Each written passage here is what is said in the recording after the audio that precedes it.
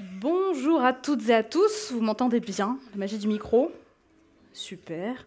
Merci d'avoir choisi l'auditorium de la Cité des Sciences plutôt qu'une visite au pique-nique pour se dorer la pilule au soleil. Il fait un temps sublime. Donc merci d'être venu m'écouter parler d'animaux. Donc comme Nadège l'a déjà fait, moi je m'appelle Agatha. Par le passé, j'étais chercheuse. Je vais vous en dire un peu plus là-dessus. Et je travaille donc sur les animaux. Et aujourd'hui, donc, je suis vulgarisatrice scientifique. Et mon but, c'est de venir vous parler du comportement des animaux un peu plus en détail. Donc, comme on l'a dit, hein, voilà, c'est assez libre. Il y aura pas mal de temps d'interaction. Donc, si vous avez des questions, n'hésitez pas, gardez-les, bombardez-moi. Je suis là pour y répondre. Et pour commencer, donc, je voulais... Donc, c'est quoi un ou une éthologue? Car c'était mon métier d'avant. Est-ce que c'est un mot que vous avez déjà entendu dans la salle? Est-ce qu'il y en a qui ont déjà entendu le terme une éthologue? Un petit groupe. Alors, c'est pas ethnologue avec un N. Les ethnologues, ils étudient les groupes humains, les cultures humaines. Les éthologues, alors ça vient de ethos, les mœurs, et logos, du coup, c'est des terminaisons qu'on trouve dans plein de sciences. Un éthologue ou une éthologue étudie le comportement des animaux. Mais c'est très très large, parce que des comportements, il y en a plein, des animaux, encore plus. Alors, qu'est-ce qu'on fait quand on est un ou une éthologue? Donc ça, c'était moi, pendant mon travail, avec plus de cheveux, et avec mes charmantes perruches calopsites, ces petites bêtes qui font à peu près cette taille-là, et qui sont... Il faut que je reste à ma table, je sais, la régie me regarde méchamment, pardon. Donc ce sont des charmantes petites perruches, elles sont originaires d'Australie, ce sont des petits perroquets, et pendant 4 ans, en fait, moi j'ai cherché à comprendre, eh bien... qui elles préféraient dans un groupe, avec qui elles étaient copains-copines, et si elles partageaient par exemple plus facilement leur nourriture, ou est-ce qu'elles étaient plus capables de venir en aide eh bien, à une perruche qu'elles préfèrent. Nous, ça nous semble assez évident. On se dit, je ne vais pas partager mon sandwich avec le premier venu, je vais le faire avec un copain ou une copine. Mais pour des oiseaux, eh bien, on ne s'était jamais posé la question. Et sachez-le, eh bien, il y a plein d'oiseaux, notamment les perroquets, mais aussi les corbeaux, qui forment des liens très très longs dans le temps. Ces petites perruches, elles vivent une quinzaine d'années. En général, quand elles se trouvent un amoureux ou une amoureuse, c'est pour la vie. Donc, ils ont des liens hyper poussés dans le temps. Ils s'entraident, ils coopèrent, ils partagent, ils s'aident à plein de niveaux. Donc, voilà, on leur avait jamais posé la question, mais il s'avère qu'ils font plein de choses et que c'est important. Donc, 4 ans de travail. On dirait que je travaille pas là, mais en fait, si, quand même, un petit peu. Mais les éthologues, donc, comme je vous le disais, j'ai des collègues qui travaillent sur des animaux très différents. Et même moi, avant de faire ma thèse, par exemple, j'ai travaillé... pendant ma thèse, j'ai aussi travaillé avec les choucas des tours. Peut-être que vous connaissez, ce sont des petits corbeaux. On les trouve parfois en haut des clochers, des églises. Ils font des petits cris comme ça, un petit peu perçants. On les voit passer. Parce que, comme je vous le disais, eh bien, les corbeaux, comme les perroquets, sont des oiseaux qui sont très étudiés, parce qu'ils vivent longtemps, parce qu'ils vivent en groupe. Et voilà, donc c'était mes petits bébés avec qui j'ai bossé pendant 4 ans. Mais, donc, j'ai aussi travaillé avec des mammifères, comme des loups. Ici, vous avez Aaron et Lola, donc, qui vivaient dans un parc animalier, qui avaient 4 petits. C'était la première année qu'ils avaient des bébés. Et je m'intéressais à savoir si le fait d'avoir des voisins à côté, parce qu'il y avait une autre meute de loups, si ça les embêtait ou pas. Parce que nous, on se dit, ils ne les voient pas, ils s'en fichent. Mais sauf que les loups, ils ont un bien meilleur odorat que nous, une bien meilleure audition, donc ils pouvaient entendre leurs voisins bouger à côté. Et le fait est que quand les voisins étaient en train de manger, ils étaient quand même pas tout à fait tranquilles. Donc c'était important de voir le temps qu'ils passaient à écouter ce qui se passait à côté et comment mieux aménager l'endroit où ils vivent pour qu'ils ne soient pas trop embêtés. Alors là, les loups, on se dit, oui, les loups, est-ce qu'on ne sait pas déjà tout sur les loups?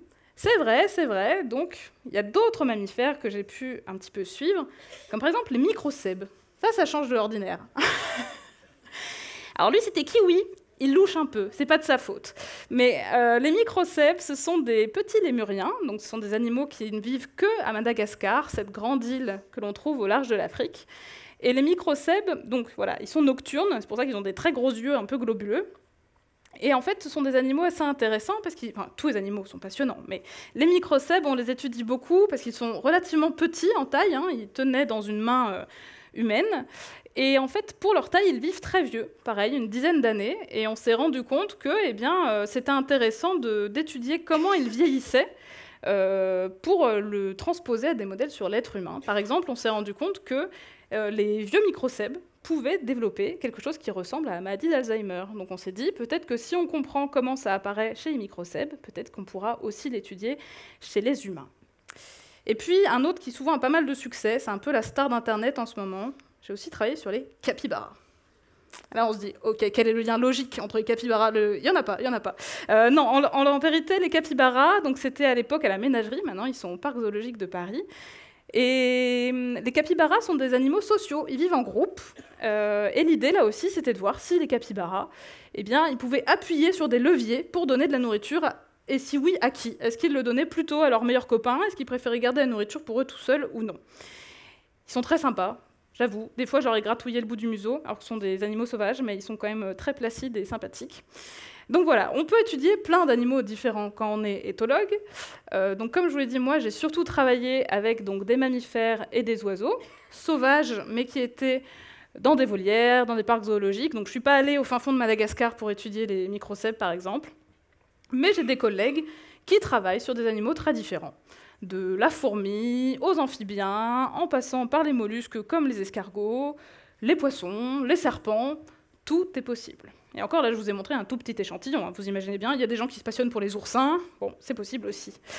Mais aussi, il y a tout un pan de l'éthologie qui maintenant s'intéresse aussi aux animaux domestiques, que ce soit les chats et les chiens qui vivent dans nos maisons, mais aussi les poules, les moutons, les cochons qui vivent dans les fermes et dans les élevages. Car on s'est notamment rendu compte que les animaux domestiques sont souvent bien plus forts que nous pour comprendre nos émotions. Un cheval, par exemple, sait faire la différence entre un humain à la voix qui est de bonne humeur ou qui est très énervé. Je ne sais pas si vous savez faire ça avec la voix d'un cheval, pour vous dire qu'ils sont quand même très forts. Mais on va voir ça un petit peu plus en détail. Donc voilà, les éthologues, plein de sujets d'études très variés. Et on peut se dire, bah oui, mais quand on étudie le comportement des animaux, le comportement, c'est hyper large, qu'est-ce qu'on regarde? Eh bien pareil, selon les collègues, plein de personnes s'intéressent à des sujets différents. On peut par exemple s'intéresser à ce qu'ils mangent, quoi, en quelle quantité, comment, à quel rythme, seul, à plusieurs. On peut s'intéresser à comment ils trouvent des partenaires. Donc je vous ai mis ici pour changer un peu, parce que bien sûr, vous avez peut-être déjà vu des parades d'oiseaux exubérantes, mais des fois, même chez les tout petits, ça c'est une araignée pan, elle fait même pas 1 centimètre de haut, et donc ça c'est un mâle qui danse tout ce qu'il a pour séduire une femelle. Ça évite aussi qu'elle le mange dans la foulée, mais voilà, c'est comme ça qu'ils se trouvent et qu'ils se séduisent. On peut aussi s'intéresser par exemple à comment on vit à plusieurs. Parfois, ce n'est pas sans heurts. Là, vous avez donc des manchots dans une colonie, et clairement, ils ne sont pas hyper contents de se côtoyer. Derrière l'immensité de tas marrons, ce sont des bébés manchots, des adolescents manchots. Et voilà. Et comme ils vivent très serrés les uns sur les autres pendant une courte période, eh bien, des fois, comme pour nous, eh bien, on peut avoir quelques problèmes de voisinage. On peut aussi s'intéresser à la communication, qui est le vaste champ de comment on échange des informations. Les animaux, parfois, ont besoin de se localiser les uns les autres, de chercher de la nourriture, de trouver des abris. Comment est-ce qu'il se passe des messages entre eux? Donc pareil, pour varier un peu, je vous ai montré un insecte, une luciole. Et les lucioles, en fait, elles envoient comme ça des flashs lumineux pour se localiser. Et ce qui est très fort, c'est qu'il existe des centaines d'espèces de lucioles, mais chaque espèce a un rythme de lumière différent. Et le mâle et la femelle vont faire ces lumières pour se trouver et se rencontrer. Et puis on peut aussi s'intéresser à la large capacité à résoudre des problèmes, comme ce chat qui a trouvé comment outrepasser l'interdiction d'aller dans cette pièce. Donc résoudre des problèmes, eh bien, ça rentre dans ce qu'on appelle le large champ de la cognition. Donc ça inclut la mémoire, l'apprentissage, à quelle vitesse est-ce que les animaux arrivent à résoudre ces soucis-là. Comment ils le font, comment est-ce qu'il se passe l'information entre eux, etc. etc. Et encore, voilà, c'est un tout petit échantillon. Par exemple, j'ai des collègues qui s'interrogent sur comment est-ce qu'une fourmi retrouve l'entrée de sa fourmilière, sur la navigation, par exemple. Il y a des gens qui vont s'intéresser sur l'aspect très technique, mécanique. Comment est-ce qu'une sauterelle saute à telle ou telle hauteur? Donc il y a vraiment un champ des possibles immense en éthologie, ce qui fait que c'est vraiment la meilleure discipline du monde en toute objectivité. Bien sûr, je suis très objective. Mais alors, vous me dites, mais c'est super, on répond à toutes ces questions. Mais comment on fait? Parce que on peut leur poser la question directement, c'est pas sûr qu'ils nous répondent de manière à ce qu'on les comprenne très bien. Alors, pour répondre à ces questions, en effet, tout part par une question, ce qu'on appelle une hypothèse. Donc, par exemple, moi, pour mon travail de recherche, avec ma perruche qui se sent un petit peu mal, la question, c'était, est-ce que les relations entre mes oiseaux vont influencer le fait qu'ils s'aident plus ou moins? Est-ce que ceux qui s'aiment bien, plus, vont avoir tendance à s'aider davantage? Donc ça, c'était ma question de départ. Et ensuite, pour le tester, comment on fait? Eh bien, on va passer beaucoup de temps à observer les animaux. Donc, on peut les observer s'ils sont tout près. Moi, mes perruches, vous voyez, elles me grimpaient dessus, donc j'avais pas besoin de jumelles. Mais il y a aussi des éthologues qui travaillent dans le milieu naturel, avec des animaux rares, sauvages. Donc, on prend des jumelles pour regarder de loin. On note tout ce qu'on voit. Alors, la version ancienne, c'est papier-crayon. Mais maintenant, aujourd'hui, on est aussi beaucoup sur de l'ordinateur, mais aussi parfois sur de la voix. Des fois, on se fait des vocaux et on dit Tango a mâché 3 fois son os aujourd'hui. Oui, il est 14h12. Bon, après, c'est long parce qu'il faut retaper tout ça sur des fichiers. Mais c'est une façon de noter tout ce que l'on voit. Et puis aujourd'hui, en éthologie, le plus simple, c'est quand même de passer par la vidéo. On filme tout ce que l'on regarde. Pourquoi? Parce qu'on peut regarder la vidéo autant de fois que nécessaire. Parce que quand un comportement est très rapide, eh ben, des fois, l'œil humain ne suit pas. Imaginez, vous suivez le saut des sauterelles, vous avez déjà vu une sauterelle sauter, ça va vite. Si vous la filmez, vous pouvez regarder plein de fois votre vidéo, vous pouvez la chronométrer, vous pouvez regarder à quel moment elle saute, à quel moment elle atterrit, ce qu'on n'est pas capable de faire juste avec l'œil humain en direct. Une fois qu'on a ces centaines d'heures de vidéos, qu'est-ce qu'on en fait? On pleure un peu, parce qu'on se dit que ça va être très très long, mais on les analyse souvent avec des outils informatiques, des ordinateurs, pour mesurer, chronométrer, regarder quels animaux interviennent, interagissent ensemble, etc., etc. Et quand on a épluché toutes ces vidéos, on fait appel aux mathématiques, les statistiques, pour s'assurer que ce que l'on a observé, c'est pas que ce que l'on pense être vrai ou non. Il y a des outils mathématiques qui nous disent « oui ». Ça, c'est bon, tu l'as observé chez 55 animaux, c'est fiable, tu peux en tirer une conclusion. Sinon, si tu l'as vu une fois alors que tu n'étais pas bien réveillé de loin, ça compte pas. Et puis, une fois que tout ça est fait, eh bien, on dit qu'on apporte notre petite pierre à l'édifice, on en parle aux collègues et on fait, à notre toute petite échelle, avancer les connaissances dans le domaine. Voilà comment on essaye de mener des études sur le comportement des animaux. Et aujourd'hui, je voulais un petit peu faire le point sur les émotions. Car les émotions peuvent aussi se mesurer, au même titre qu'un comportement. D'ailleurs, ça peut se manifester sous forme d'un comportement. Mais on se dit, c'est pas facile quand même. Comment est-ce que tu sais ce que ressent ta perruche au moment où tu la regardes? Eh bien, on a maintenant des outils assez fiables pour le faire. Alors, au début, les émotions des animaux, on a tendance à se dire c'est tout récent. Avant ça, on ne pensait pas que les animaux avaient des émotions. Eh bien, c'est pas si récent que ça. Charles Darwin, le grand, le beau, le fort, déjà, avait écrit un livre qui est paru en 1872, qui s'appelle « Les expressions des émotions chez l'homme et les animaux ». Ce qui est très intéressant dans ce livre, c'est que Darwin ne fait pas une franche différence entre l'être humain et les autres animaux. Il explique même que les émotions, elles ont une fonction, en fait. Elles vous maintiennent en vie. Si vous avez peur et que vous vous enfuyez alors qu'un prédateur est sur le point de vous croquer, eh bien, vous vous en sortez, vous faites des bébés et vous survivez. Ce qui est plutôt un avantage. Et il ne fait pas vraiment de distinction. Et ça, c'est quand même déjà assez novateur, parce que voilà, il ne plaçait pas l'être humain beaucoup plus haut que les autres animaux. Et ce qu'il définit aussi, on le voit un petit peu sur la couverture, c'est regarder le détail des muscles. Parce que les émotions, ce n'est pas que dans votre cerveau et dans votre corps, c'est aussi des mouvements faciaux. Alors, je vais essayer de ne pas bouger mon micro, pardon d'avance à la régie. Par exemple, quand vous souriez, vous avez vos muscles zygomatiques qui travaillent. C'est-à-dire que toutes les personnes qui me voient en face vont voir que mes muscles du visage bougent. Pareil, si je suis énervée, mes sourcils vont bouger, les muscles de mon visage bougent et vous pouvez le voir. Et ça, pour lui, c'est une manière objective, facile, efficace pour mesurer des émotions. Il s'intéresse aussi aux postures. Par exemple, ici, vous avez un chat. Vous pensez qu'il est plutôt comment, ce chat? Plutôt content, pas content? Qui est plutôt pour le content? Pas content? Qui lève la main pour le pas content? Une grosse majorité. Alors, comment est-ce qu'on voit que ce chat n'est pas ravi? Alors, je vais le faire à haute voix parce que ça va être compliqué sinon, je suis navrée. Mais promis, après, on parle plus. Donc, ce que l'on peut voir, c'est qu'il a les oreilles baissées en arrière, il a les yeux plissés, il a la gueule ouverte, on n'a pas le son, mais très probablement en train de faire un feulement pour montrer qu'il ne veut pas qu'on s'approche de lui. Il a le dos avec le poil tout ébouriffé, il fait le dos rond, comme ça, et puis tous les poils de sa queue aussi sont gonflés. Donc il est en train de se faire plus gros, plus impressionnant. Alors là, on aurait tendance à se dire, oui, c'est un chat agressif. En fait, c'est un chat qui a peur. C'est son moyen à lui de dire « j'ai pas du tout envie que tu t'approches plus près de moi ». Donc il va se faire plus impressionnant pour qu'on le laisse tranquille. Et ça, le chat n'a pas besoin de vous le dire. Juste en voyant comment il se tient, comment est-ce qu'il bouge la tête, il ébouriffe ses poils, permet de le voir. Et puis, ça c'est le même chat. Il est plutôt content ou pas content celui-là? Plutôt content, vous êtes d'accord? Ouais, une grosse majorité de contents. Eh bien, tout à fait. On voit qu'il a les oreilles bien droites devant lui. Il fait le dos rond, mais pas du tout de la même façon. En fait, là, il est en train de se frotter contre les jambes d'un humain.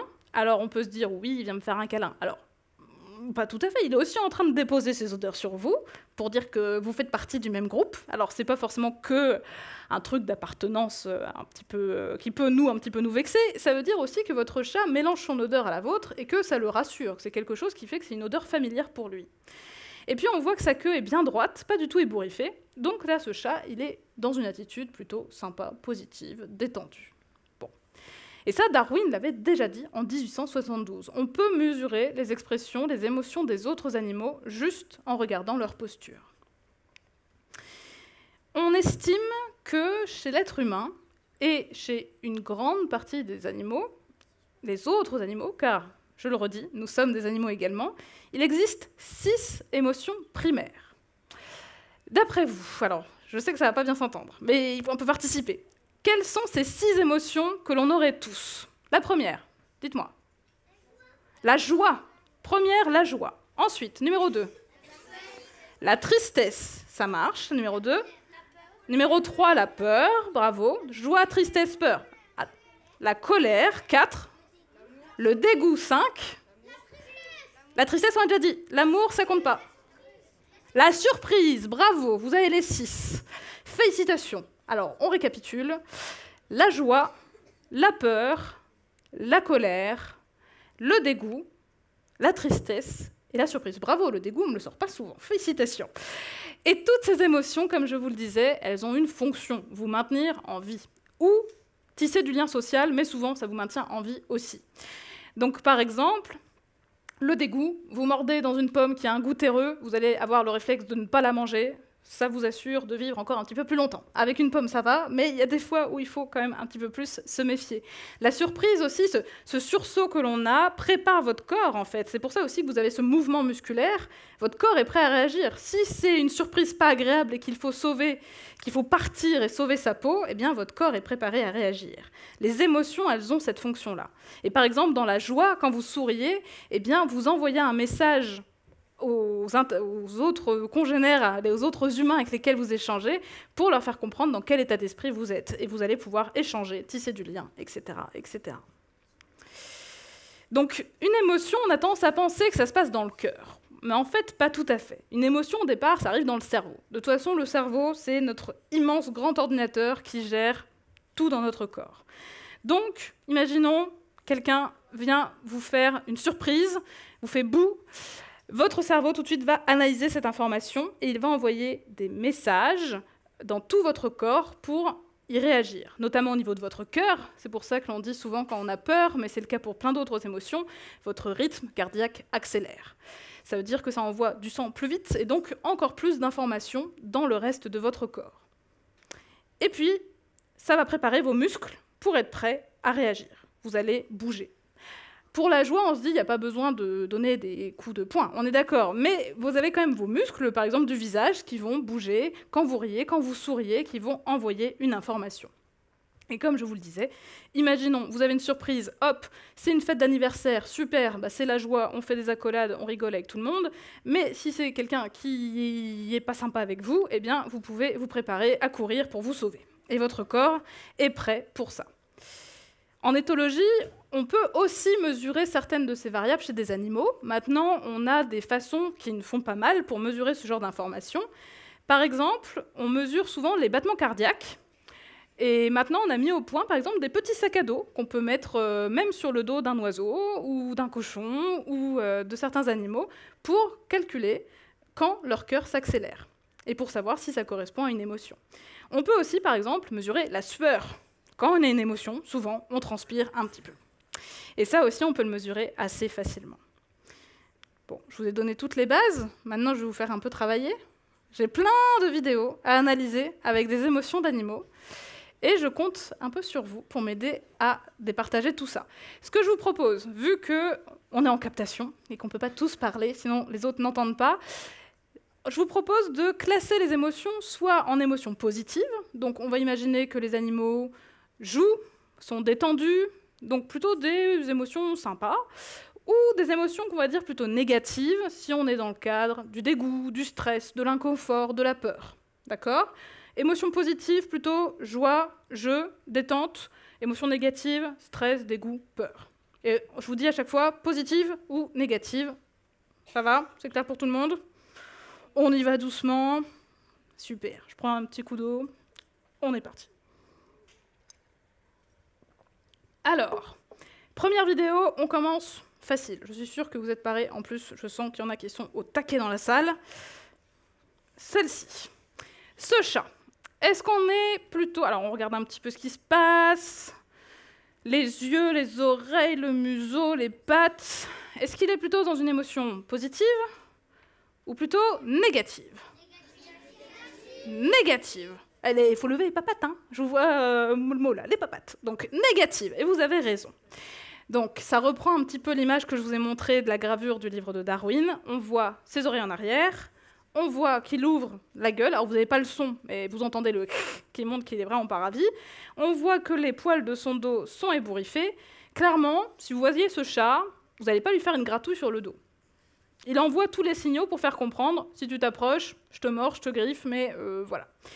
Et donc, je le rappelle, un chat qui fait ça, c'est pas qu'il est méchant, c'est qu'il a peur, et il vous envoie le signal de « je n'ai pas envie que tu viennes proche de moi ».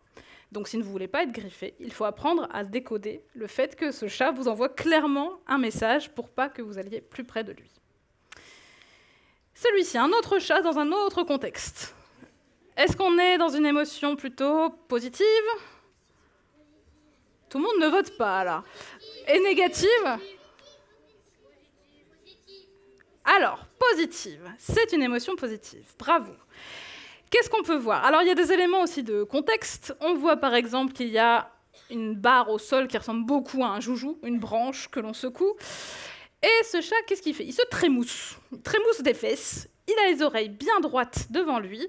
Et en fait, ça, c'est une séquence que j'ai mis en boucle, que j'ai coupée. C'est le moment où il s'apprête à bondir sur un jouet. Donc, il est très concentré, dans une posture de prédateur éveillé, prêt à sauter sur une boule en caoutchouc ou une souris en plastique.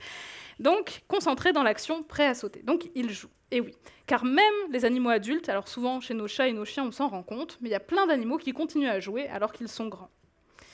Parfait, vous êtes au taquet sur les chats. Un autre chat, cette fois, dans une vidéo un peu plus longue.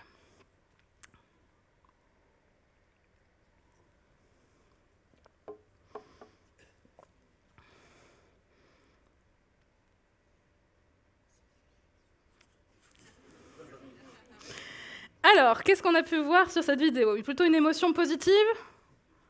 Plutôt négative? Négative. Alors, quelle émotion c'était là, de ce que je vous ai dit?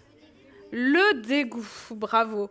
Alors en fait, pour vous mettre un peu de contexte, le petit morceau là qu'on voit au début de l'écran, c'est un morceau de peau de clémentine. Alors nous, on se dit, bah, la clémentine, ça sent bon. Oui, mais n'oubliez pas que votre chat, il sent beaucoup mieux que vous. C'est comme si vous lui mettiez un pchit de parfum en pleine face sans le prévenir. Donc, ce réflexe de « waouh, ça sent beaucoup trop fort d'un coup ». Et donc, voilà, il plisse le nez, il recule. Et d'ailleurs, je profite pour le répéter, évitez les odeurs trop fortes sur vos chats et vos chiens. Ils sont bien plus sensibles que nous. Et un truc que nous, on trouve qui sent trop bon, bah, des fois, pour eux, c'est un peu trop, quoi. Donc, il faut y aller... avec parcimonie. Eh bien, bravo, j'ai des experts chats dans la salle. Qu'en est-il quand on passe au chien? Alors, que fait ce brave chien? Plutôt une émotion positive? Ou plutôt négative? Du positif à 100%. Vous avez raison, vous êtes trop fort. C'est vous qui ferez la conférence la prochaine fois. Ce chien, j'ai pris cet extrait parce qu'il a une posture assez remarquable. Il est clairement en train de jouer. Il y a une baballe dans l'herbe, il bat de la queue, il a les oreilles droites devant lui, il est à fond, il est en train de jouer. Mais si vous regardez bien, il a une posture hyper remarquable. Il a les fesses en l'air et il met ses 2 pattes avant comme ça, à plat.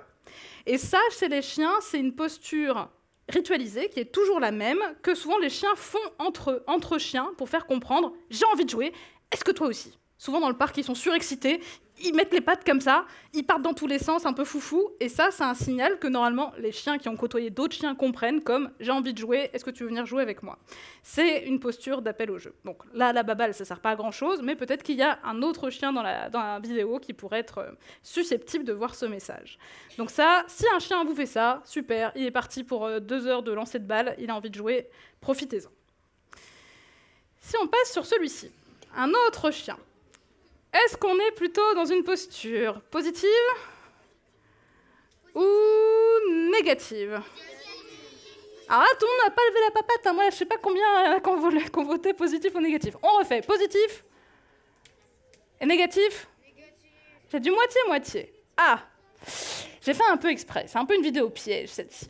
Alors, pour vous donner un peu le contexte. Donc ce chien, c'est un chien d'une race japonaise, un Shiba Inu. Quand ils sont vus habituellement, ils ont les oreilles droites, ils ont certaines ressemblances avec les renards, ils ont le pelage un petit peu roux. Et si on regarde un peu cette vidéo, hein, donc vous voyez, c'est une séquence très courte en boucle, on voit qu'il a une espèce de sourire. Il a l'air très content. Il a les yeux un peu plissés. Je ne sais pas si vous voyez, on voit des petits mouvements de ses sourcils. Ses oreilles sont baissées. Et si vous regardez bien, il y a un petit moment où il lèche le bout de son museau. Regardez bien, hop là, il sort la langue, un petit peu à peine ici. On ne voit pas bien, parce que j'ai fait exprès, je vous ai pris une vidéo d'internet, donc souvent on n'a pas le contexte, on ne sait pas ce qui se passe avant ou après, mais on voit qu'il bouge très légèrement la queue quand on regarde derrière à la fin de la vidéo. Et ça, même si on a envie de voir un sourire, d'ailleurs cette vidéo elle est beaucoup utilisée en gif sur internet, où souvent il y a marqué « merci », genre comme si le chien se faisait « merci » comme ça, avec les petits yeux un peu plissés. Sauf qu'en fait, tout ce que ce chien envoie, c'est plutôt de « ah, je suis pas à l'aise du tout, j'aimerais bien que tu arrêtes de faire ça en fait ». Parce que les yeux plissés, le fait de lécher le bout de son museau, ce sont des signes d'inconfort chez un chien. Donc si par exemple vous avez envie de lui faire une gratouille et que vous vous approchez de lui, eh bien si c'est un chien très peureux et qu'il ne veut pas du tout que vous soyez à côté de lui, l'étape d'après c'est qu'il risque de vous mordre. Et si je vous le montre, c'est qu'il y a plein de chiens qui utilisent ce sourire allongé. Alors il y en a certains qui montent les dents. Quand il y a les dents, souvent on est un peu plus méfiant, mais ils ne le font pas tous. C'est vraiment un signal de je ne suis pas à l'aise, j'aimerais bien que ça arrête. Et nous, ça ressemble beaucoup à un sourire, donc on ne l'interprète pas de la même façon. Et malheureusement, eh bien, tous les ans, il y a des gens qui se font avoir, c'est normal, hein. Nous, on n'a pas les mêmes codes, on n'est pas de la même espèce. Et ça arrive notamment qu'il y ait des enfants qui aillent jouer avec un chien qui fait ça parce qu'ils pensent que le chien sourit et qu'il a envie de jouer. Et des fois, ça peut ne pas bien se finir. Donc, il faut rester méfiant. Si un chien plisse les yeux comme ça, vraiment, c'est vraiment un signal de « je suis stressé, j'aime pas ce qui se passe ». Donc, le plus simple, c'est de le laisser tranquille et de voir comment il change son comportement. Donc, il faut se méfier. Même des animaux que l'on côtoie tous les jours, que l'on pense bien connaître, ils ont des comportements différents d'une autre. Si on mélange le chat et le chien, comme ça, je mets tout le monde d'accord. Alors, c'est un peu compliqué parce que là, il y a 2 animaux qui ne sont pas trop dans la même attitude. Le chien, il est plutôt en émotion positive ou négative? Positive? Positive, ouais. Pas de négatif? Négatif? Non. Et le chat, positif ou négatif? Négatif. Eh bien oui. Alors le chien, on voit qu'il est détendu, hein, il a les oreilles bien en avant, il fait pouf pouf, genre c'est quoi toi petit truc là qui veut jouer. Donc c'est très probable qu'il veut jouer ou interagir.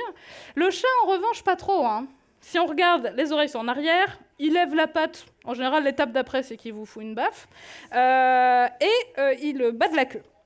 Alors ça marche pas à tous les coups. Moi par exemple mon chat, même quand il est hyper détendu, il bat de la queue. Bon, il y a des individus qui font des trucs des fois un peu surprenants, mais en règle générale, quand il y a le mélange oreille couchée, je lève la patte, je bats de la queue, c'est plutôt le signe qu'il faut le laisser tranquille. Donc là c'est un peu rigolo parce que on pense très souvent que les chats et les chiens ne peuvent pas être amis. Ce n'est pas vrai. Il y a des chiens qui adorent les chats, des chats qui adorent les chiens, et l'inverse également. Il y a aussi des chiens qui détestent les autres chiens, des chats qui détestent les autres chats. Chaque individu est différent. Mais ça arrive que dans une famille, eh bien, les animaux ne soient pas arrivés au même moment. C'est vrai que souvent, quand vous adoptez ensemble des animaux qui sont encore jeunes et qu'ils apprennent à se connaître tout au fil de leur vie, il y a de bonnes chances qu'ils deviennent copains.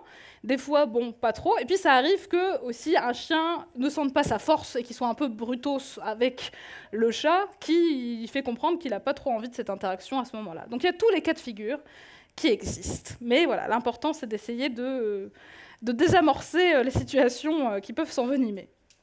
Alors, je vous ai beaucoup parlé du chat et du chien. C'est le sujet de l'expo de la Cité des Sciences. Mais j'avais envie de vous parler aussi d'autres animaux.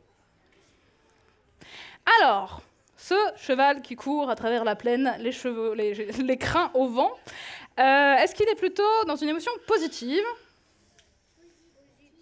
ou plutôt négative? J'ai plutôt du négatif. Alors, c'est en effet une émotion négative. Comment est-ce qu'on le voit? Eh bien, il a les oreilles plaquées en arrière. Ça, c'est jamais bon signe. Il a les oreilles plaquées en arrière. Et en fait, il a les naseaux complètement dilatés parce qu'il est en train de courir à pleine blinde. Et en fait, pour vous donner le contexte, là, moi j'ai fait exprès de vous donner une toute petite vidéo, mais en fait, les chevaux, qu'ils vivent auprès ou qu'ils soient sans humains autour d'eux, le système de la famille chez les chevaux, vous avez un étalon, un mâle, plusieurs juments, des femelles et leurs poulains. Et l'étalon, il garde son troupeau autour de lui et il est plutôt, on va dire, un petit peu défensif. Si un autre étalon vient à côté de chez lui, il lui fait très bien comprendre qu'il n'est pas le bienvenu. Ça, typiquement, c'est un étalon qui a vu un autre étalon et qui lui court après. Et si l'autre n'avait pas compris ses intentions, en général, quand il voit ça, il se sauve, sauf s'il a vraiment envie qu'il se distribue des baffes, parce que c'est ce qui va se passer.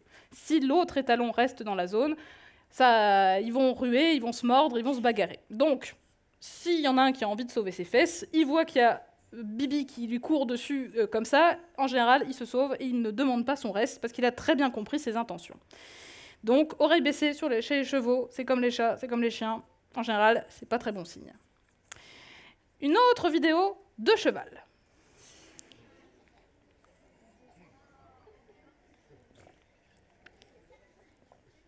Alors, est-ce qu'on est plutôt dans une émotion positive? Positive?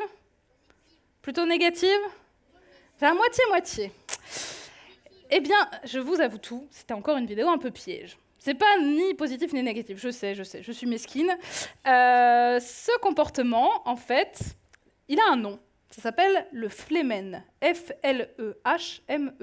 Le flehmen, on le trouve chez plusieurs animaux, les chevaux notamment, mais aussi les vaches, les tapirs, les lions, les tigres, les chèvres, mais toujours chez les mâles. Qu'est-ce qui se passe ici? On a l'impression que le cheval rigole, qu'on lui a raconté une bonne blague, qu'il monte ses dents et qu'il est en train de rigoler à la blague. Pas du tout. En fait, ce qu'il fait, c'est qu'il relève sa lèvre supérieure pour respirer une odeur précisément. En fait, il hume l'air et en plissant comme ça sa lèvre, il guide l'odeur vers un organe que nous aussi on a, qui s'appelle l'organe de Jacobson ou l'organe voméronasal, qui est un organe spécial pour analyser certaines molécules odorées, qui ont une odeur dans l'air. Et bien souvent, ici, et dans tous les cas où on voit le flehmen, ce sont des mâles qui sniffent s'ils trouvent une femelle pas loin qui aurait bien envie de les rencontrer. Donc, il n'est pas du tout en train de se marrer, il fait un truc très sérieux, il est en train d'analyser les odeurs autour de lui. Donc, le flehmen, c'est possible que votre chat l'ait fait aussi, hein, si vous avez une chaussette qui sent un peu fort, des fois ils vont faire « Alors, c'est pas pour chercher l'amour, mais juste une odeur un peu forte pour l'analyser, ça peut arriver qu'il fasse ça également. Le flehmen. Souvent, voilà, à la bonne époque des gifs et des vidéos, il y avait toujours des sous-titres avec des chevaux qui rigolaient quand ils faisaient du flehmen. Mais vous le savez maintenant, eh bien, ils ne rigolent pas. Si on passe sur un autre type d'animal, les oiseaux, bah oui, j'ai dit que j'aimais bien les oiseaux, il faut que je vous en parle un petit peu. Alors, qu'est-ce qu'on voit ici? On voit donc un petit perroquet qui se fait gratouiller. D'après vous, est-ce qu'il aime bien? On est dans une émotion positive? Négative. Ou plutôt négative? Qui est pour le négatif? J'ai pas mal de positif et de négatif. Eh bien, c'est du positif. Comment est-ce que je peux le voir? Parce qu'on se dit, il a le bec ouvert. Ça se trouve, il est en train de menacer, il est sur le point de mordre, ça lui plaît pas du tout. Pas tout à fait. Si on regarde bien, vous voyez son œil, il tourne la tête. Donc ça, en fait, chez les oiseaux, c'est une incitation à continuer. Quand un oiseau penche la tête vers un autre oiseau, c'est pour lui dire « Oh oui, j'ai envie de gratouille-moi ». Vous voyez que son œil se ferme, et ça, bien souvent, c'est que l'animal, il a confiance. S'il ferme les yeux auprès de vous, même votre chat ou votre chien, qui ont des comportements très différents, s'ils acceptent de dormir à côté de vous, c'est qu'ils vous font confiance, c'est qu'ils sont plutôt sereins. Et vous voyez aussi qu'il a tout ébouriffé ses plumes. Alors ça, c'est un peu qui tout double chez les oiseaux, mais souvent, les plumes ébouriffées, c'est le signe de la détente, du jeu, etc. Il y a aussi des fois quand ils sont un peu stressés, donc ça dépend vraiment. Mais là, on voit vraiment l'oiseau penche la tête, il ferme les yeux, il ouvre le bec dans une posture plutôt de jeu, parce que les perroquets jouent beaucoup avec leur bec. C'est un peu comme leur troisième main. Et voilà, cette posture, c'est en fait, il aime les gratouilles. Pour avoir le contexte, les perroquets sont des animaux sauvages, mais ce sont aussi des animaux qui sont appréciés pour leur compagnie. Et là, si vous voyez qu'il se fait gratouiller, qu'il se laisse faire, c'est qu'il est plutôt content. S'il n'avait pas envie de se faire gratouiller, ça fait longtemps qu'il aurait pincé le doigt qui s'approche. Et croyez-moi, un bec de perroquet, vous n'y jouez pas à plusieurs fois avant de le remettre à portée s'il vous a pincé. Donc voilà, un perroquet qui aime bien les gratouilles. Ici, j'ai pris un oiseau un peu plus exotique que vous avez aucune chance de croiser ici. C'est un oiseau australien qui ressemble au pie, mais qui ne fait pas partie de la famille des pies. On l'appelle le cassican flûteur. Donc, je vous ai mis une séquence un peu plus longue, parce que je trouve que c'est intéressant d'avoir le contexte, qu'est-ce qui se passe avant, après. Alors, d'après vous, est-ce qu'on est dans un comportement plutôt positif ou négatif? Qui est pour du positif? Ouais, du négatif? Plutôt négatif. On pourrait se dire... Attendez, je vous la remets. C'est vrai que je ne l'ai pas mis en boucle, celle-ci. On pourrait se dire, bah oui, il n'a pas de prise dans le linge qui pend, c'est pas du tout agréable pour lui. Et en fait, si on regarde bien, il y a plusieurs séquences qui sont mises ensemble dans cette vidéo. Donc, il se tient par une patte, il se laisse tomber, parce qu'en fait, il n'est pas bloqué. C'est lui qui choisit de laisser tomber. Et hop, là, il s'y remet avec son bec, il accroche une patte, deux, il tournicote. En fait, c'est un oiseau qui est en train de jouer. Il joue à cochon pendu, comme peuvent le faire les enfants humains. Et l'autre qui le poursuit également. Alors après, il y a 2-3 petites subtilités que l'on peut voir aussi. Quand on regarde d'un peu plus près, en fait, ce sont des jeunes oiseaux. Comment est-ce que je le sais? Eh bien, quand on regarde un peu plus leur poitrail, la zone de plumes noires, si on regarde, elles ne sont pas très propres. Il y a des petites plumes grises, il y a des petits trucs un peu en vrac qui ne sont pas très bien peignés. Ça veut dire que ce sont des jeunes. Ils n'ont pas encore leur plumage définitif, parce que chez les oiseaux, regardez là, là vous voyez un petit peu le cou, il y a des petites taches grisâtres et tout. Chez les adultes, ils ont un beau pelage noir uniforme, bien propre, et ce n'est pas le cas des petits. Et quand l'eau tombe, voilà, ils se coursent. On peut se dire, bah, ça ressemble à une bagarre, il ouvre le bec, ça le menace un petit peu, mais non, c'est un jeu, donc ils vont faire semblant de jouer à la bagarre, en fait, tout simplement.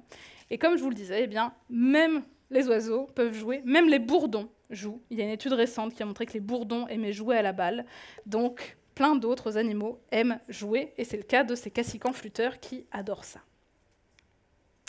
Et je voulais finir avec quelques exemples qui font le buzz, car nous vivons à une époque où on a beaucoup d'images, beaucoup de photos, et parfois on peut s'en réjouir, des fois on n'a pas beaucoup de contexte et de recul sur ces images, et certaines sont parfois mal interprétées.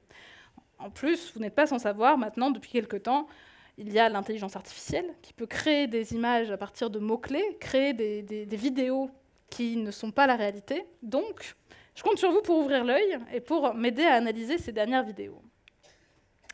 Celle-ci, par exemple.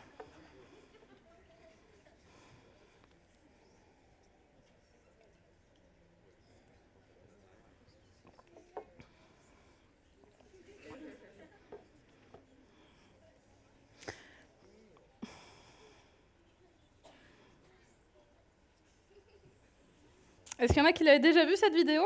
Ouais. Elle est sortie il y a à peu près 10 ans, elle a fait plus de 7 millions de vues sur YouTube. Ça a un petit peu fait voilà, le buzz.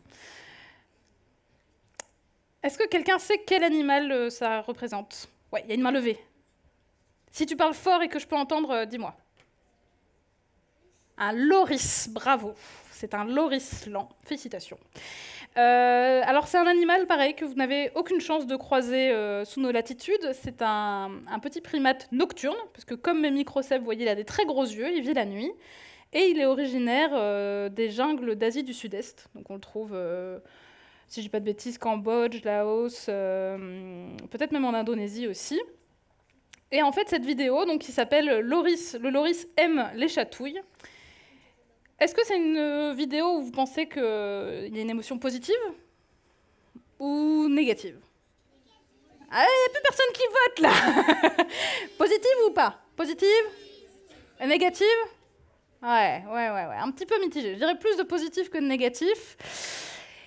Eh bien, cette vidéo, c'est un peu comme le Flemen de tout à l'heure. Nous, humains, tels quels, on le voit mal. Il faut dire que ce loris, il est extrêmement mignon, on est d'accord. Il est ultra choupi, il a ses grands yeux. En plus, on le voit qui se fait gratouiller, trop mignon. Un peu comme votre chat quand vous rentrez du travail, qui vous montre son bidou, tout, voilà. On a envie de le gratouiller. Sauf qu'il faut remettre dans le contexte. Un loris lent, c'est un animal sauvage. Les chats et les chiens domestiques, ça fait 10 000 ans qu'ils vivent avec les humains, au moins. Et qu'ils sont habitués, qu'ils ont même été sélectionnés pour vivre avec nous. Un loris lent, non, c'est un animal sauvage qui vit dans la jungle. L'humain, pour lui, c'est un prédateur. Donc déjà, quel est le contexte? Pourquoi est-ce que cet animal se retrouve sur les genoux de quelqu'un sur un canapé? On ne sait pas. Mais la réalité des choses, c'est qu'en fait, c'est un animal sauvage, donc il n'aime pas les gratouilles d'un humain, il n'y est pas habitué. Alors pourquoi est-ce qu'on le voit comme ça lever les bras et la tête? Eh bien, sachez que le loris, c'est un animal un peu unique en son genre, c'est l'un des seuls mammifères venimeux au monde. Ce qu'il a sous les bras, et ce qu'il montre, c'est qu'il a une glande à venin.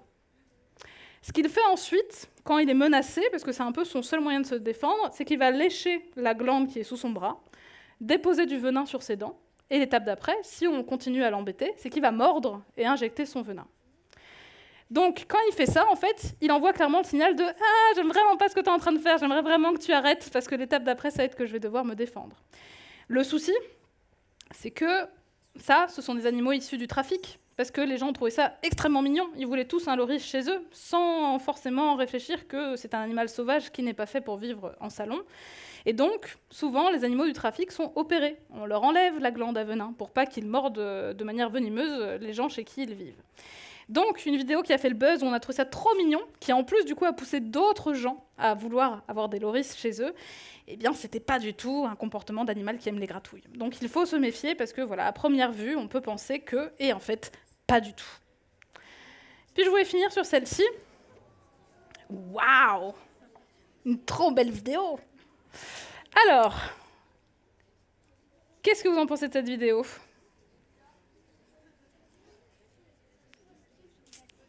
Alors, il n'y a pas trop d'émotions positives et négatives. J'avoue, c'est plus la vidéo sur son ensemble que je voulais vous montrer. Est-ce que c'est une vraie vidéo? Bravo les jeunes, bravo, j'ai de l'espoir. Alors, en effet, ce n'est pas une vraie vidéo. C'est une vidéo qui a été générée par intelligence artificielle. Comment est-ce qu'on le voit? Parce qu'en plus, elle est très belle, cette vidéo. On se dit incroyable, ce pan qui protège ses petits de la pluie, trop mignon, l'instinct maternel, incroyable. Eh oui, c'est un mal!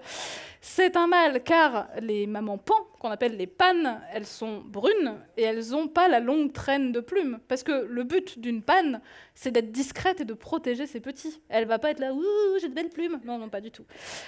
En plus, il y a quelques subtilités qui montrent que ce n'est pas un vrai mâle pan, parce que par exemple, les plumes, là, les ocelles avec les yeux, ce sont les plumes qu'on ne trouve que sur la queue. Il n'en a pas sur le haut de ses ailes.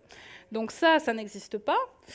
Si on creuse un petit peu aussi, les bébés pans, ils sont vachement beaux, hein. Ils ont déjà des couleurs. Alors que je vous ai dit, un bébé oiseau, ça ressemble à rien. C'est pire que nous au réveil. Ils ont des plumes dans tous les sens, ils sont bruns, gris, moches. Ils ne sont pas tous bleus, et puis ça voudrait dire que tous les bébés de ce nid donneraient des mâles. Est-ce qu'on ne fait pas un petit peu disparaître toutes les femelles parce qu'on ne les trouve pas assez colorées? C'est pas très juste, ça. Alors que dans la vraie vie, je ne sais pas si vous le savez, le mâle pan, tout aussi beau qu'il soit, il fait le kéké, là, il fait sa parade, il sort ses plumes, blablabla, il trouve une femelle, hop, ils font leurs petites affaires, ils s'accouplent, la maman, elle part de son côté, elle pond ses œufs, elle s'en occupe toute seule. Et le mâle, il va trouver d'autres femelles. Mais il ne s'occupe jamais des nids et des œufs et des petits. Alors, il y a plein d'autres alternatives, notamment quand j'ai fait la conférence hier, il y a des enfants qui disent « Mais pourquoi le papa pan, il ne s'occupe pas des petits ?» Chez les animaux, il existe plein d'alternatives. Il y a des espèces où le mâle et la femelle s'entraident et ils vont tout faire pour se relayer, pour s'occuper des petits. C'est le cas chez mes perruches calopsites. La femelle couve et c'est le papa calopsite qui va nourrir la maman quand elle couve et qui va nourrir les petits avec elle. Il y a des cas de figure où c'est la maman toute seule qui s'en occupe, comme chez le pan. Et puis, il y a aussi le cas de figure où des fois c'est le papa tout seul. Par exemple, il y a une espèce d'oiseau qui ressemble un peu à une grosse poule d'eau. sais pas si vous voyez à quoi ça ressemble une poule d'eau. C'est un oiseau noir qui vit dans les eaux avec des grands doigts très longs, qui s'appellent des jacanas. Et chez les jacanas, eh bien, les femelles se battent entre elles. Elles choisissent le meilleur mâle, elles pondent et elles s'en vont. Et ce sont les papas jacanas qui s'occupent des petits, des œufs, jusqu'à le moment où ils partent tout seuls. Même chose avec, par exemple, les casoars, les émeus, les autruches, il y a aussi les mamans autruches, mais les papas s'en occupent complètement. Donc, il existe tout. Ce que je voulais vous dire avec ces vidéos, c'est qu'elles sont hyper jolies, hyper clean. Notre cerveau adore ça. Mais, en fait, le principe de l'intelligence artificielle, c'est que vous donnez des mots-clés. Donc, l'ordinateur va créer des vidéos, des images à partir de ce que vous lui demandez. On pourrait se dire, c'est qu'une jolie vidéo, ok, c'est pas très vrai, mais c'est pas grave. Sauf que ça véhicule des idées reçues et des biais que nous, humains, on a, et qui dénaturent ce qui existe pour de vrai. Et pour être tout à fait honnête, des animaux incroyables, beaux, qui brillent de mille feux, il n'y a pas besoin d'en inventer, ça existe largement. C'est juste qu'il faut connaître l'ophophore resplendissant ou le quetzal, mais ils existent, ils sont là, donc il n'y a pas besoin d'inventer. Alors là, on peut se dire, mais comment est-ce qu'on fait pour savoir que c'est une fausse vidéo ? Malheureusement, je peux vous donner que des petits conseils, parce que l'ordinateur va très vite et il se perfectionne encore plus vite. Pour essayer de savoir que c'est une vidéo créée par intelligence artificielle, la durée peut aider. Par exemple, là, vous voyez, c'est l'intégralité de la vidéo que je vous ai mis en boucle. C'est une séquence très courte. Parfois, il y a des vidéos un peu plus longues, et vous voyez que ce sont plusieurs vidéos courtes qui sont assemblées ensemble. Parce que l'intelligence artificielle ne peut faire que des séquences très courtes, souvent qui sont en boucle. Et puis, voilà, souvent, il y a pas mal de vidéos qui mettent en scène des humains, qui vont sauver des ours polaires, qui vont leur faire des gratouilles. Posez-vous la question de est-ce qu'un animal sauvage qui n'a jamais vu un humain se laisserait gratouiller et porter, etc. Ça peut sembler très mignon, c'est un peu idéaliste, mais c'est souvent assez loin de la réalité. Donc voilà, soyez vigilants, je sais que c'est pas facile. Moi-même, des fois, je suis tombée sur des trucs qui m'ont un peu laissé sidérer, mais c'est important d'être vigilant parce que voilà, ça véhicule des idées fausses et c'est quand même bien dommage. Je voulais finir là-dessus. Ouvrez l'œil, j'ai confiance en vous, c'est vous la relève, vous allez faire mon travail à ma place. Je vous remercie pour votre attention. Si vous voulez en apprendre plus sur les émotions des autres animaux, j'ai coécrit un livre avec ma collègue Charlotte Duranton qui reprend une grande partie de ce que je vous ai montré ici, avec plein d'animaux. On a essayé de parler aussi des crapauds, des poissons, qui eux aussi ont peur et ont des émotions, et on essaye de vous apprendre à les décrypter. Si vous voulez me retrouver, je suis sur l'internet mondial, sous le nid du nidpi.com, et je vous remercie pour votre attention. Merci beaucoup.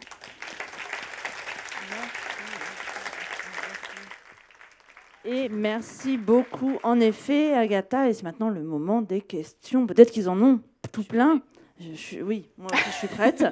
Il y a aussi ma collègue Julia qui est également prête. Donc, si vous avez des questions, n'hésitez pas à lever la main et on vous passe le micro. Ah, une question déjà là.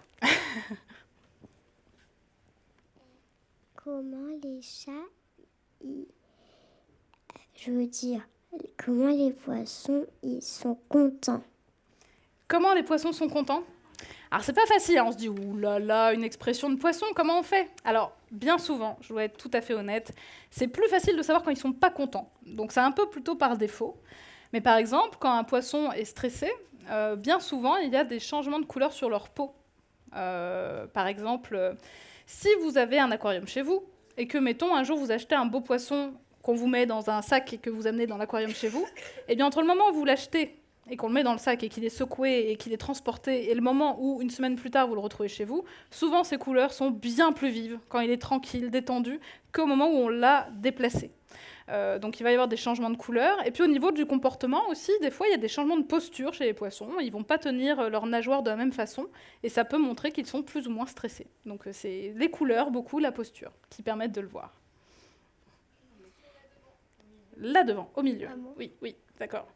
Les lions, quand ils tournent en rang, ça veut dire qu'ils sont stressés ou qu'ils réfléchissent? Alors, ça dépend du contexte. Est-ce que c'est un lion qui est enfermé dans un petit endroit et qui n'a pas beaucoup de possibilités? Ou est-ce que c'est un lion qui est dans la nature sauvage avec plein d'espace autour de lui? C'est une question compliquée que tu me poses. En fait, les lions, dans leur milieu naturel, on dit souvent que ce sont des gros flemmards, les mâles. Mais des fois, ils font quand même des trucs. Et notamment, ce qu'ils font, c'est qu'ils défendent leur territoire. Donc, qu'est-ce qu'ils font? Souvent, ils marchent en rond, mais c'est un très grand rond qui peut faire plusieurs kilomètres. Et ils longent comme ça les bordures de leur territoire. Ils rugissent pour dire « ici, c'est chez nous ». Et ils font comprendre aux autres lions qu'ils n'ont pas à venir chez eux. Ça, par exemple, c'est un comportement normal, c'est ils défendent leur territoire. Par contre, s'ils sont dans un petit espace, par exemple en captivité, ça peut arriver, les grands prédateurs, ce sont des animaux qui normalement ont besoin de beaucoup se dépenser. S'ils n'ont pas cette stimulation, on appelle ça des enrichissements, et qui s'ennuient, ça peut arriver qu'ils fassent toujours le même chemin. Et ça, souvent, c'est la preuve qu'ils s'ennuient un peu et que voilà, c'est comme ça qu'ils passent le temps. Alors des fois, ça les rassure, hein, des fois, ça leur fait du bien de faire ces allers-retours, mais ça montre qu'il manque un truc dans leur quotidien. Ça dépend vraiment du contexte. En fait, aussi, alors, oui, d'accord. En fait, eh ben, les poissons, parfois, ils tournent en rond quand ils sont tristes. Quand ils sont tristes, alors ça, je sais pas, peut-être. Ça dépend des poissons aussi, parce qu'il y a plein de poissons différents. Mais pareil, un poisson, si vous avez un aquarium chez vous, bah, par exemple, je vous déconseille fortement d'avoir une boule. Parce que dans une boule, le poisson, il n'a pas assez d'espace. Les poissons, comme tous les autres animaux, ils ont besoin d'avoir des copains, des copines, ils ont besoin de plantes, ils ont besoin de trucs avec lesquels interagir, se cacher, etc. Donc s'il tourne en rond et qu'il n'a rien d'autre à faire, c'est plutôt qu'il s'ennuie, sans doute. Mais peut-être qu'il est triste de s'ennuyer. Ça, je ne sais pas. J'ai pas moyen de lui demander. Mais en tout cas, oui, il faut qu'il ait de l'espace et qu'il puisse faire d'autres trucs de sa vraie vie de poisson pour être complètement heureux. Oui. Comment les girafes, elles sont contentes? Comment les girafes, elles sont contentes? Excellente question. Écoute, c'est pareil, c'est plus facile de voir quand elles sont stressées. Alors pareil, les girafes, quand elles sont pas contentes, il y a aussi des mouvements au niveau des oreilles. Ça arrive que, par exemple, les mâles, ils se battent entre eux. C'est très impressionnant, ils se donnent des grands coups de cou. Donc, vous imaginez des coups de girafes qui se tapent. Mais quand elles sont... Alors pareil, en fait, les girafes, alors c'est une comparaison peut-être un peu sauvage, un peu comme les chevaux, elles passent beaucoup de temps à manger des plantes. Alors elles mangent des épines en haut des arbres, mais des fois aussi, elles peuvent un peu somnoler. Je ne sais pas si vous avez déjà vu les chevaux, quand ils font un somme, ils sont debout, mais ils bloquent un de leurs sabots qui pose comme ça. Bah, les girafes, quand elles sont détendues, elles peuvent aussi se détendre. Du coup, on voit quand elles sont un peu somnolentes ou quand... Ça, en général, c'est qu'elles sont plutôt bien. Après, de là à mesurer la joie de la girafe, je t'avoue, je n'ai pas les informations. Merci à vous. En fait, quand les chats ils sont pas contents, je sais pas comment, mais en fait, je sais pas, mais après, quand ils sont pas contents, je pense qu'ils mordent, alors que les humains n'ont rien fait. Alors, ça dépend si ton chat est très sensible ou pas. Parce que des fois, en effet, toi, tu penses que tu n'as rien fait, mais peut-être que tu as fait du bruit, peut-être que tu étais trop près de lui alors qu'il avait envie d'être tranquille. Après, il y a des chats qui préviennent plus tôt que d'autres. Moi, par exemple, mon chat, j'ai de la chance, quand il n'a pas envie que je lui fasse une caresse, il me lèche la main.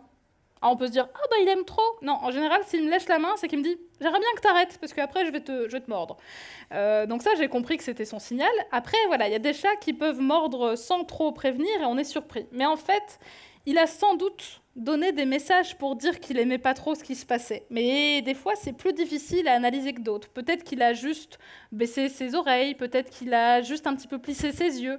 Je suis d'accord, c'est pas facile. Mais si tu passes plus de temps à le regarder, peut-être que tu arriveras à mieux voir quand il n'est pas content.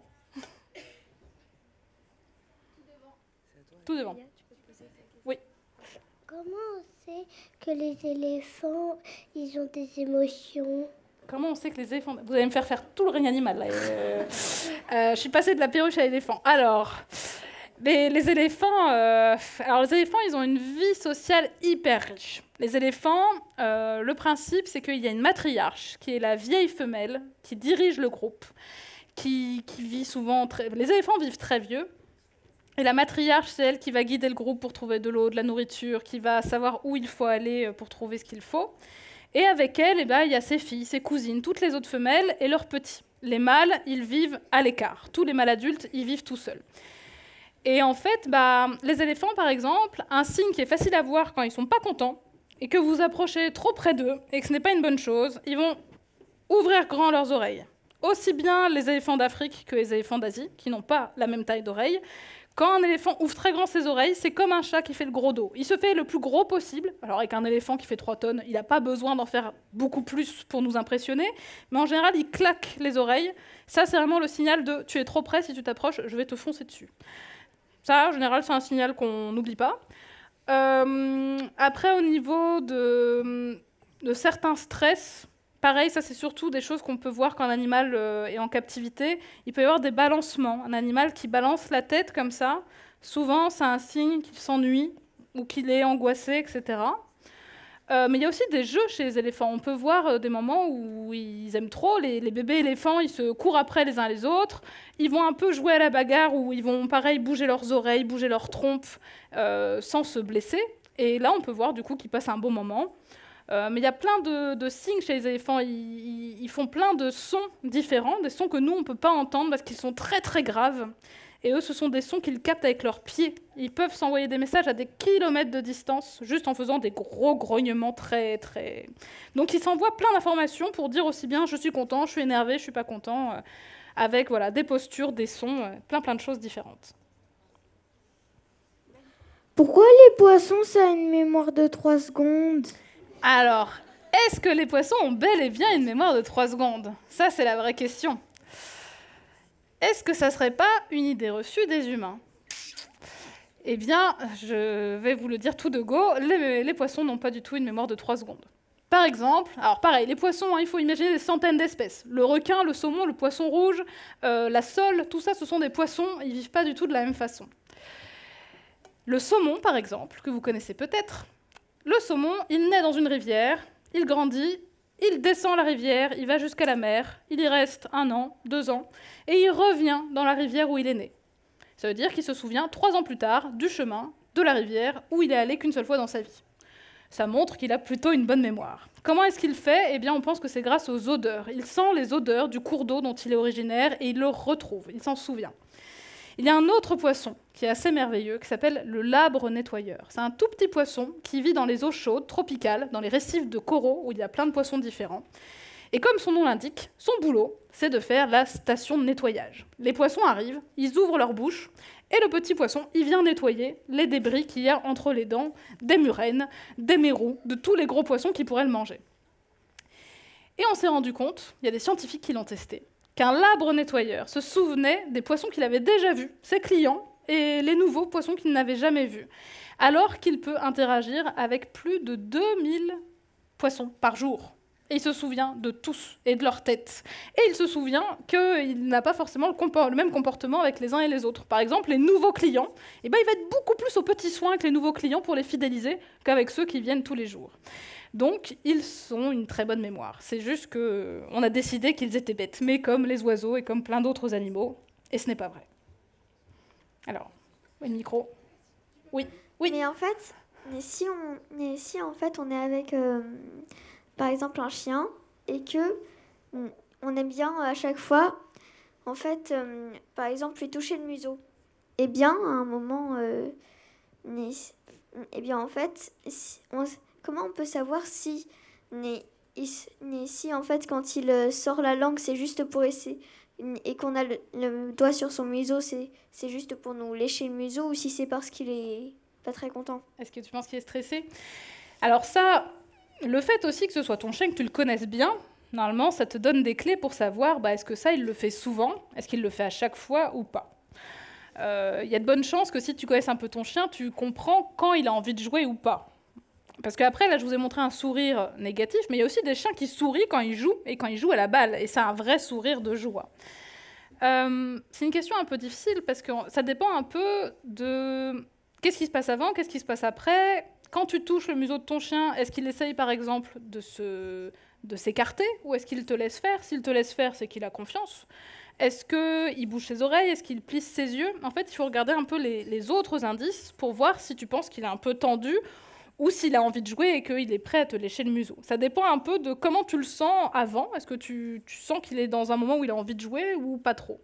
Je sais que c'est une réponse un peu peut-être ben que oui, peut-être ben que non, mais ouais, ça dépend un peu de ce qu'il est en train de faire.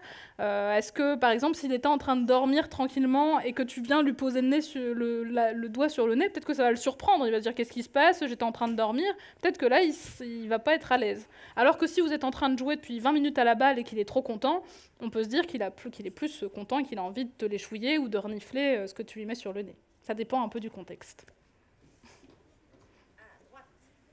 Oui.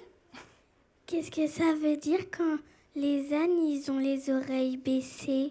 Eh ben, les ânes qui ont les oreilles baissées, souvent... Alors pareil, ça peut être des ânes qui dorment. Parce que parfois, ça arrive que quand ils dorment, leurs oreilles soient abaissées. C'est souvent, quand les ânes ont les oreilles bien droites face à eux, c'est qu'ils sont concentrés sur quelque chose et qu'ils sont attentifs. Donc quand ils dorment, leurs grandes oreilles, des fois, retombent en arrière. Mais ça ne veut pas dire qu'ils sont fâchés, c'est juste qu'ils dorment. Mais ça peut être aussi comme le cheval que l'on a vu, les oreilles bien en arrière, s'ils ont les yeux grands ouverts et la bouche ouverte en montrant les dents, c'est que là, ils sont pas contents du tout et que l'étape d'après, ça peut être de mordre ou de ruer. Mais pareil, ça dépend du contexte. Si tu vois que ton âne, ou pareil, s'il a le sabot comme ça, tu sais, qui est posé, bah là, ça veut dire qu'il est en train de faire sa meilleure sieste et qu'il est juste détendu. Mais si, voilà, tu vois qu'il est en train de braire, qu'il aime, que s'il y a d'autres ânes autour, et que, parce que des fois aussi ils se bagarrent entre eux, hein. Là on parle beaucoup de notre relation avec les humains, mais des fois dans le groupe il y a des petites bagarres, et les ânes ils se font passer le message entre eux de bah là j'ai pas envie. Donc voilà, ça dépend, est-ce que tu vois ses yeux grands ouverts, est-ce qu'il est détendu au niveau du reste de son corps, ça permet de voir ouais, s'il fait une sieste ou s'il est plutôt pas très content. Tout au fond. Qu'est-ce que ça veut dire quand un chien il bâille? Eh bien, là aussi, il y a plusieurs significations. Un chien qui bâille, ça peut être juste qu'il a envie de faire une sieste ou qu'il vient de se réveiller, et que, comme nous, voilà, il bâille. Alors, il faut savoir que le bâillement, même chez nous, on ne sait pas trop à quoi ça sert. Souvent, on bâille parce qu'on est fatigué, mais on s'est rendu compte aussi que le bâillement, c'était très contagieux. Des fois, on peut s'amuser à bâiller, et vous avez 4 personnes qui vont se mettre à bâiller autour de vous. Et ça, eh bien, c'est encore des recherches en cours. On sait juste que l'on bâille davantage quand l'on voit des gens que l'on aime bien. Donc ça semble un peu lié à l'empathie et au lien social. On sait aussi qu'un chien bâille quand il voit son humain bâiller, plutôt qu'un humain qu'il ne connaît pas. Donc ça, c'est intéressant, parce que c'est entre 2 espèces différentes. Donc ça peut être voilà, pour le bâillement, mais on ne sait pas exactement à quoi ça sert. Mais un bâillement, dans certains contextes, ça peut être aussi une marque d'inconfort. Un chien qui bâille, ça peut être comme le petit bout de langue qui sort au bout du museau, ça peut être aussi un chien qui n'est pas à l'aise. Mais là aussi, j'ai ma réponse de Normand qui dit ça dépend du contexte. Si tu vois qu'il est dans son panier et qu'il est détendu et qu'il bâille, c'est juste qu'il est fatigué ou qu'il vient de se réveiller. En revanche, si, imaginons, il est dans une salle avec beaucoup de bruit et qu'il y a quelqu'un qu'il ne connaît pas qui est tout près de lui, si tu le vois bâiller, c'est peut-être qu'il n'est pas très à l'aise avec la situation. Est-ce que les insectes, ils hibernent? Est-ce que les insectes hibernent? Waouh. Si j'avais su que ma thèse sur les perruches me mènerait à ça. Alors, que je ne te dise pas de bêtises. Alors, il y a des insectes, en effet, qui passent l'hiver. Parce qu'on se dit toujours, les insectes, ils sont là que pendant l'été. Il y en a qui survivent longtemps. C'est le cas de certains papillons. Par exemple, le papillon pan du jour. Je ne sais pas si vous voyez, c'est un très beau papillon qui a les ailes rouges avec des ocelles bleues dessus. Et ce papillon-là, par exemple, alors on ne peut pas parler tout à fait d'hibernation, parce que l'hibernation, c'est un peu particulier. Par exemple, chez les marmottes, les animaux, ils mangent énormément pour stocker du gras, et comme ça, leur corps est au repos pendant des mois. Mais c'est un processus qui coûte beaucoup d'énergie, parce que leur corps tombe genre à 4 degrés. Leur battement cardiaque, il y en a très peu. C'est presque plus un coma qu'une sieste. Donc les papillons, il ne se passe pas exactement ça dans leur corps, mais ils vont se mettre à l'abri. Par exemple, moi en Bretagne, j'en ai déjà vu qui nichaient à côté des chauves-souris. Les chauves-souris, par exemple, elles font ça. Elles se mettent à l'abri dans des troncs creux ou dans des habitations humaines abandonnées. Et j'ai déjà vu des papillons comme ça, repliés, qui se mettent au plafond, qui attendent que l'hiver passe et ils ressortent quand les températures sont meilleures. Donc ça arrive chez certains insectes.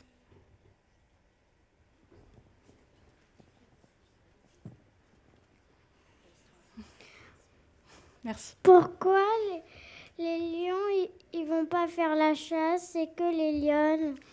Alors, on les comprend en même temps, ça demande moins d'efforts.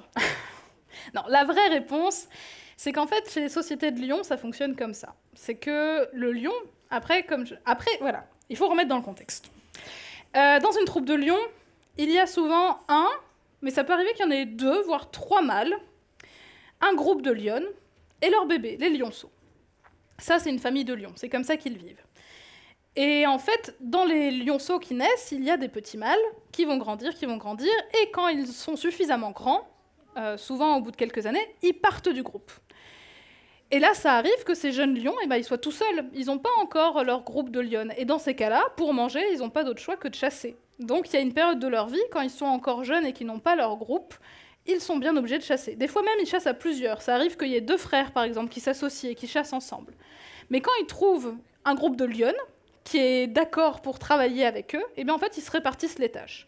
Les lions, ils défendent le territoire, c'est-à-dire qu'ils vont patrouiller et marquer, ils vont déposer des petites gouttes de pipi un peu partout pour dire que ça, c'est chez eux. Ils vont rugir, etc.